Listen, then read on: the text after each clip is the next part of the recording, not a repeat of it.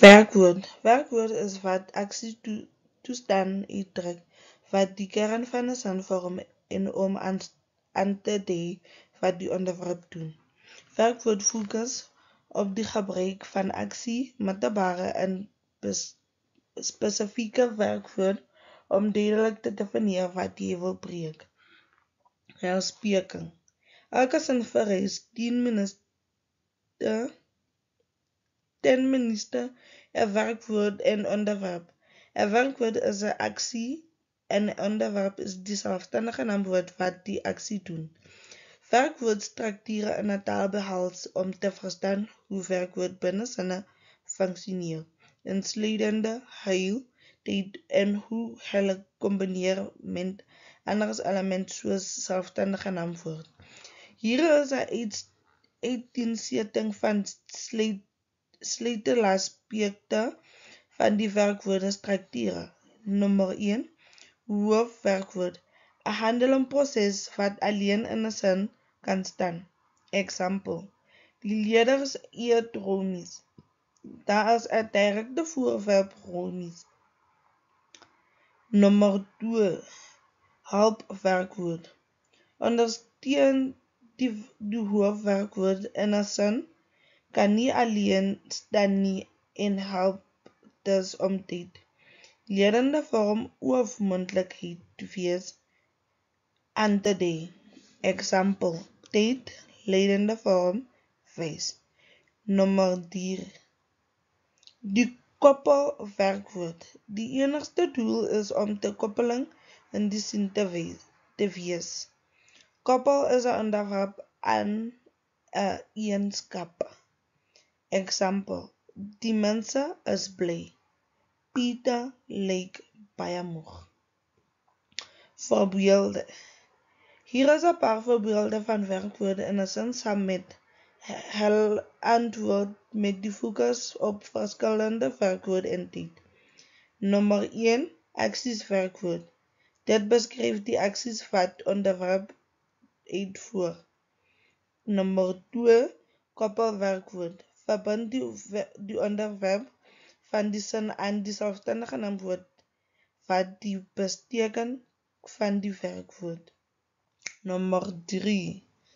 Modale werkwoord. Hulle tree nie op as die primaire werkwoord in 'n sin nie. Examples of the werkwoord. Vra. Sy stap of loop winkel toe elke dag. Antwoord. Sy stap winkel toe elke dag. Vra. Die kat spring of gespring op die tafel. Antwoord. Die kat het gespring op die tafel. Examples of koppelwerkwoord. Vra. Die weer is pragtig vandag. Antwoord. Die weer is pragtig vandag. Vra. Sy lyk of kyk gelukkig. Antwoord. Sy lyk gelukkig. Examples of modale werkwoord. Vra. Jy kan of moet nou gaan. Antwoord. Jy kan nou gaan. Vra. Ons moet of kon harde leer vir die toets. Antwoord. Ons moet harde leer vir die toets. Formatiewe assessering. Formatiewe assessering in Nasierlyn en graad 4 onderwys moet daarop fokus op die deurlopende informele assessering te gebruik om studente leer te monitor en terugvoer te gee. Terwyl formeel assessering gebruik word vir summatiewe evaluering en gradering met duidelike rubrieke en Nasierlyn om konsekwentheid en gevaardigheid te verskeer. Methode. Informeel waarneming. Onderwyser kan studente tydens lesings waarneem wat hulle verstaan en deelname Annie. Klasbespreking. Moedig 'n student aan om hul idees en redundansies te deel. Rubrieke. Die gebruik van rubrieke om studente werk te assesseer kan help om duidelik verwagting en terugvoer te verskaf. Nasierlyn. Dit bied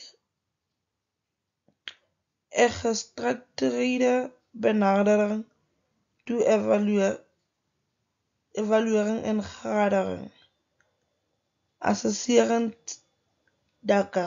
Definieer die tipe takke gebruik sal word om studente leer assesseer. Maak toekenning. Bepaal die gewing van elke tak in die sin wat vir elke vraag afdeling toeken word. Rubrieke. Verskaf die duidelike kriteria vir die evaluering van studente se werk en die toekenning van punt.